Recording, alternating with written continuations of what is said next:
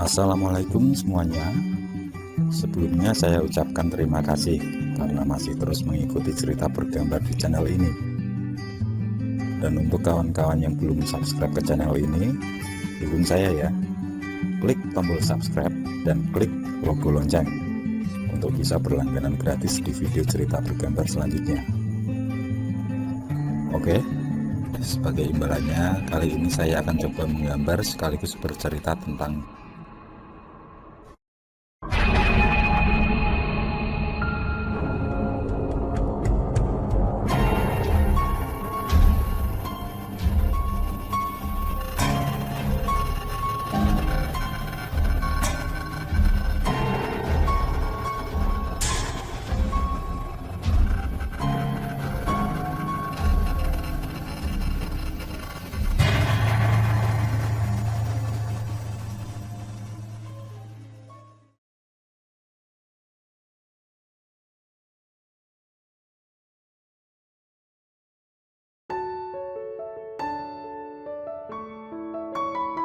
pendakian yang sudah kami rencanakan 6 bulan lalu akhirnya terlaksana hari ini. Gunung Sindoro, gunung yang terletak di perbatasan Temanggung dan Wonosobo ini merupakan gunung berapi aktif tertinggi di Jawa Tengah. Di gunung itulah yang menjadi tujuanku bersama Robi, Alan, dan Tio. Mereka adalah kawan baik yang dipertemukan sejak SMA dulu. Dan kebetulan kami mempunyai kegemaran yang sama, yaitu sama-sama suka menyatu dengan alam. Sejarah berdirinya Gunung Sindoro sudah umum diperbincangkan, di mana menurut legendanya Gunung Sindoro dan Gunung Sumbing merupakan perwujudan dari dua saudara kembar. Mereka mempunyai sifat yang sangat bertolak belakang, sehingga sering terjadi pertengkaran sampai perkelahian di antara mereka berdua. Hal itu membuat sang ayah kehilangan kendali, hingga diajarnya anak-anak tersebut. Yang satu mulutnya robek dan sumbing, sementara yang satu yang bersifat santun dikenal dengan Doro. Cerita tersebut dikaitkan dengan Gunung Sumbing dan Gunung Sindoro.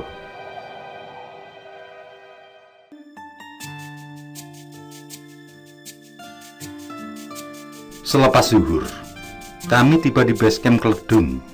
Kami beristirahat sejenak, juga melaksanakan kewajiban sholat terlebih dahulu. Tampak ada banyak pendaki lain yang sudah berada di sana. Ada yang bersantai, ada yang beres-beres hendak pulang. Sambil menunggu penjelasan dari juru kunci, kami kembali mengecek segala sesuatu. Takut kalau ada yang terselip. Pendakian pun dilakukan pukul 5 tepat.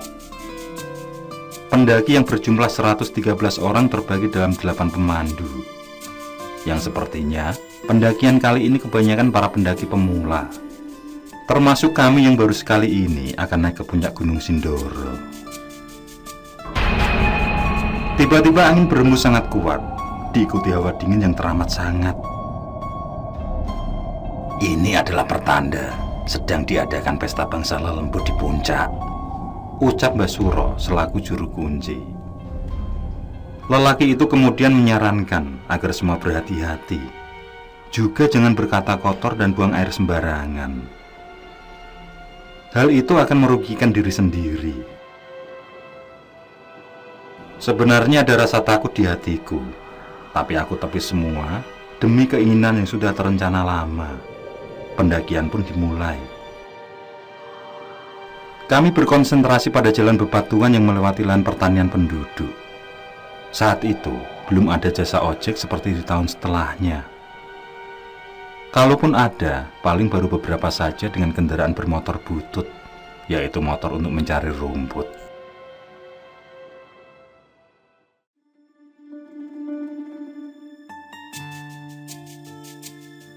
Sekitar 1 jam perjalanan, kami sudah melewati lahan pertanian yang berbatasan dengan hutan, Watu Gede. Itulah namanya. Hari yang semakin gelap membawa kami terus menyusuri jalan menuju pos selanjutnya. Jalannya landai berupa tanah padat, yang semakin lama semakin menanjak. Tapi bagiku, medan tersebut belumlah berat. Begitu memasuki wilayah Simpang 3 Cemara, banyak para pendaki yang tidak mampu melanjutkan perjalanan.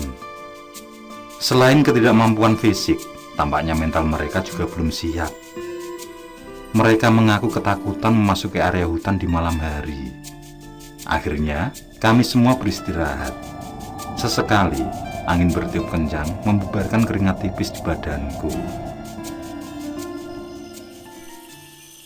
Setelah beberapa orang di tim kami kembali turun, perjalanan pun berlanjut. Kali ini memasuki medan yang cukup berat. Jalan padat bebatuan yang terus menanjak. Cukup banyak dan begitu menguras tenaga. Semakin ke atas, jalanan semakin menanjak dengan bebatuan besar. Mungkin di jalur inilah pendakian yang sebenarnya dimulai, meskipun terdapat beberapa tempat datar untuk beristirahat. Setelah itu, kami sampai di tempat yang begitu strategis dan cukup luas. Disinilah tempat yang disukai sebagian pendaki untuk mendirikan tenda. Kami beristirahat sejenak dengan menenggak minuman. Pemandangan malam yang indah tampak dari sini. Kebanyakan dari rombongan ingin mendirikan tenda di sini, tapi sang pemandu melarang. Alasannya karena banyak hewan liar berseliweran hingga cukup berbahaya. Begitu kami bersiap melanjutkan perjalanan, mendadak muncul seekor babi besar melintas. Warnanya hitam pekat. Sontak, pemandu yang berada di paling depan berhenti. Kemudian dia menatap satu persatu para pendaki, yang saat melihat ke arahku, tatapannya benar-benar berbeda, sangat tajam, dan seolah ingin mengatakan sesuatu. "Ada apa, Mas?" tanya seorang pendaki. "Penguasa Sindoro lewat," jawab sang pemandu. Sontak, ucapannya membuat semua pendaki menjadi tegang. Aku yang jelas-jelas melihat hewan itu menjadi ketakutan sendiri.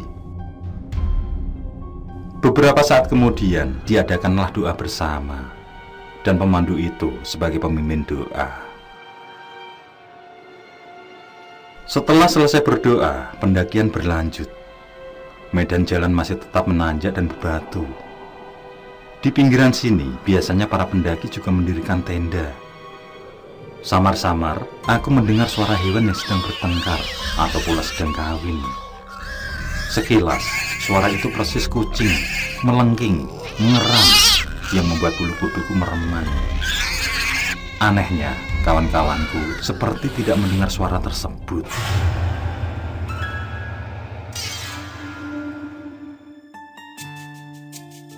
Hingga kembali kami mendapati tempat yang bagus untuk mendirikan tenda.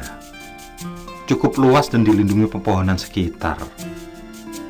Suara itu pun mulai menghilang dari pendengaranku. Aku melupakan ketakutanku saat tiba di area luas terbuka yang terjal. Pemandangannya benar-benar indah.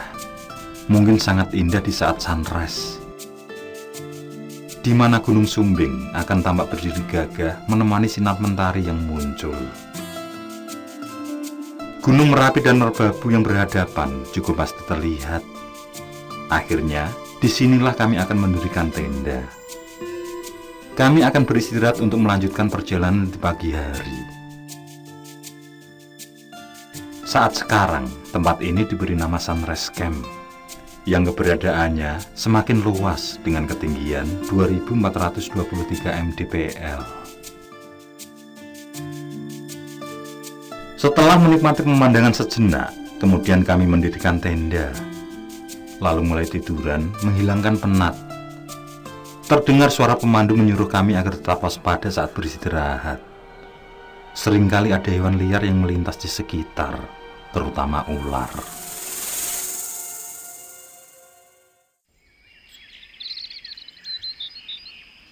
Pagi menjelang, kami menikmati munculnya sinar mentari yang megah di antara kabut tipis. Sinarnya seperti terbelah. Aku menghirup udara pagi dalam-dalam. Kesejukannya yang alami menembus paru-paruku. Terima kasih, Tuhanku. Batinku penuh rasa syukur. Setelah menikmati kopi panas, kami kembali melakukan perjalanan menuju puncak. Trek terus menanjak. Aku yang seminggu sebelumnya sudah berlatih fisik, masihlah sangat tangguh untuk sampai ke puncak. Setelah melewati hutan Lamtoro, tibalah kami di Batu Tatah.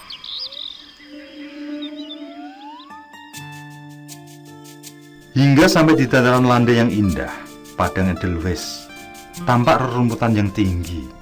Cantigi dan Edelweiss tumbuh subur di sana.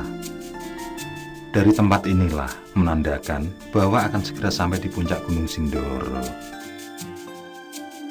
Sejenak, aku menikmati semerbak wangi bunga, sungguh menakjubkan.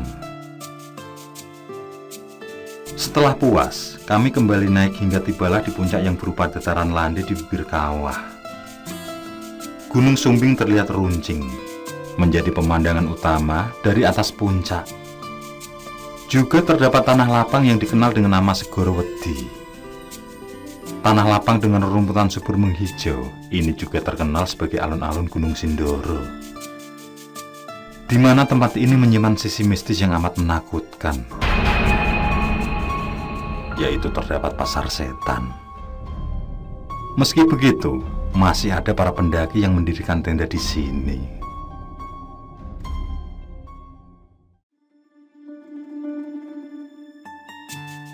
Kami beristirahat setelah melewati serangkaian kegiatan. Yang terakhir adalah turun ke Kawah Mati. Kalau saat ini, para pendaki hanya diberi waktu beberapa jam saja di puncak. Itu dikarenakan bau belerang yang menyebar dan menyengat.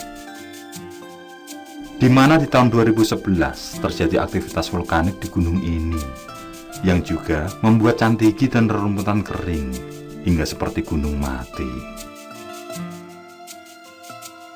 Sebentar lagi maghrib, sebagian pendaki masih berada di atas puncak, sementara yang lain sudah turun kembali ke tenda. Aku baringkan tubuhku di rerumputan. Sekejap kemudian terdengar suara riuh yang membuatku bergidik. Suara itu bercampur semakin riuh. Aku arahkan pandanganku di setiap sudut puncak. Tidak ada kegiatan apapun di sana.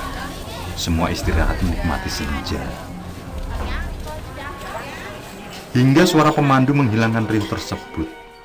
Dia memberitahu kalau malam ini akan diadakan malam renungan. Bagi yang ikut, disuruhnya tetap berada di puncak.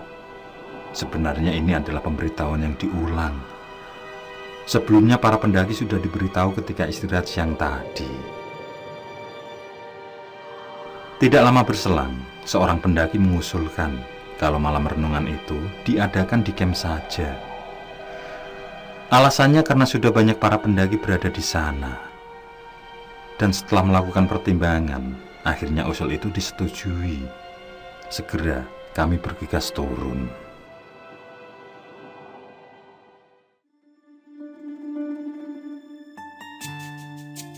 Suasana hening, semua terfokus pada renungan masing-masing, dan ketegangan terjadi di tengah kesunyian itu.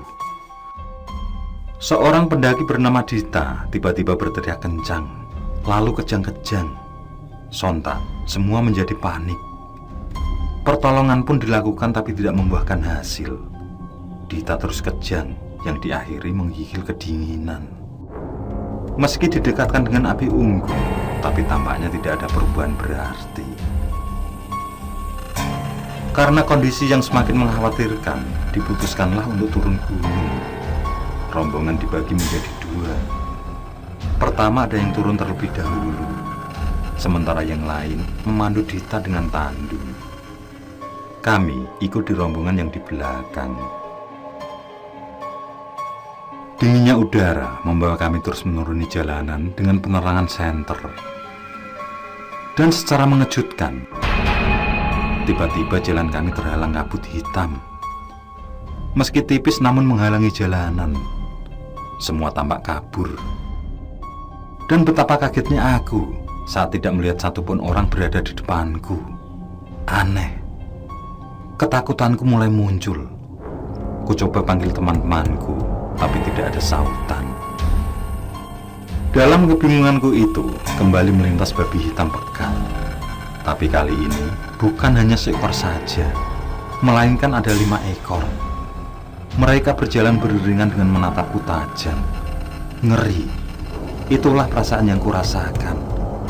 Aku terus berjalan menyusuri jalanan terjal. Setengah berlari, aku coba membuang rasa mencekam yang mengejar. Tidak juga tampak teman-temanku juga rombongan yang lain. Ketakutanku semakin menjadi. Di saat itulah aku merasa tubuhku terguncang panas. Kemudian seperti dihantam sesuatu di tengkuk leher, hingga akhirnya aku tersungkur pingsan.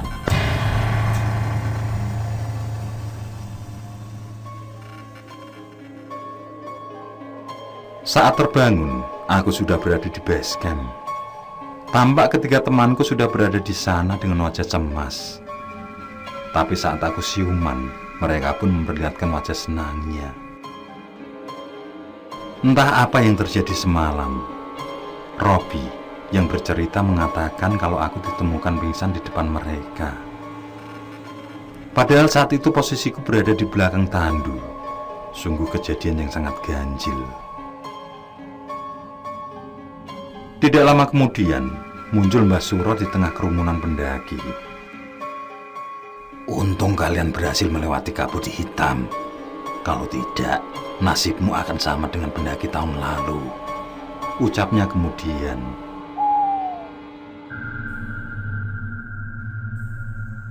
Juru kunci yang diketahui mempunyai ilmu terawangan itu bercerita tentang celeng keleng. Sosok yang cirinya persis seperti yang kulihat itu merupakan pertanda bencana. Jika sosok tersebut ada yang melihatnya, maka mereka harus segera diruat. Mbah Suro mulai bertanya kepada para pendaki, siapa saja yang merasa bertemu dengan makhluk tersebut disuruh ikut dengannya. Dan tampaknya hanya aku dan seorang pemandu yang melihat jelas sosok tersebut. Jika pendakian kalian menemui sesuatu yang aneh, berdoalah, mintalah pada Tuhan agar dijauhkan dari mara bahaya, tutur Mbah Suro sebelum meninggalkan base camp. Aku pun ikut sang juru kunci dan melakukan pembersihan diri. Beruntunglah Tuhan masih memberiku jalan untuk kembali pulang dengan selamat.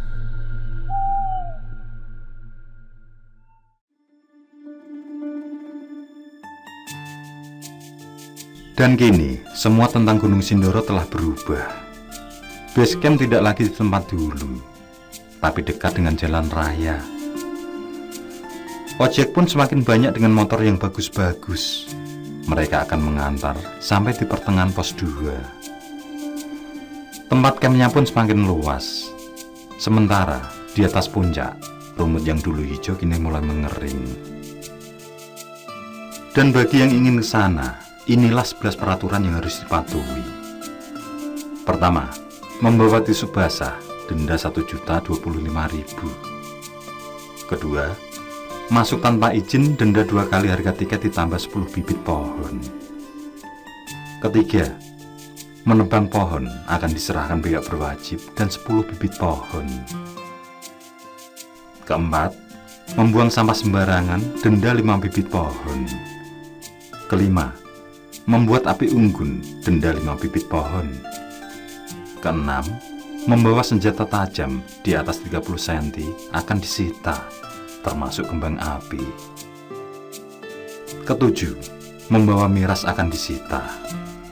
Kedelapan, memetik bunga edelweiss, denda 5 bibit pohon dan disuruh mengembalikan ke atas. 9, merusak dan mencoret plang, denda 5 bibit pohon. Ke-10, mencuri dan berbuat maksiat akan diserahkan pihak berwajib dan denda 10 bibit pohon. Dan yang terakhir, ke-11, kencing di dalam botol dan meninggalkannya, denda 5 bibit pohon. Di mana biaya bibit pohon adalah 50.000. Semua itu demi kenyamanan para pendaki dan untuk kelestarian Gunung Sindoro. Gunung yang pendakiannya penuh tantangan dan penuh misteri.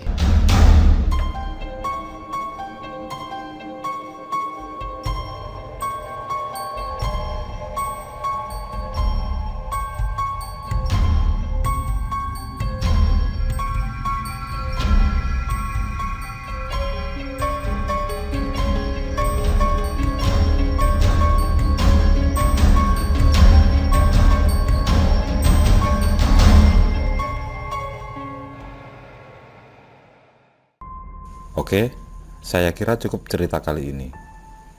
Untuk cerita-cerita lainnya, silahkan buka di bagian video dalam channel ini, di playlist cerita bergambar. Sekali lagi terima kasih ya. Jangan lupa like, komen, share juga boleh. Dan untuk yang belum subscribe, langsung klik tombol subscribe. Semangat berkarya. Akhirul kalam, wassalamualaikum warahmatullahi wabarakatuh.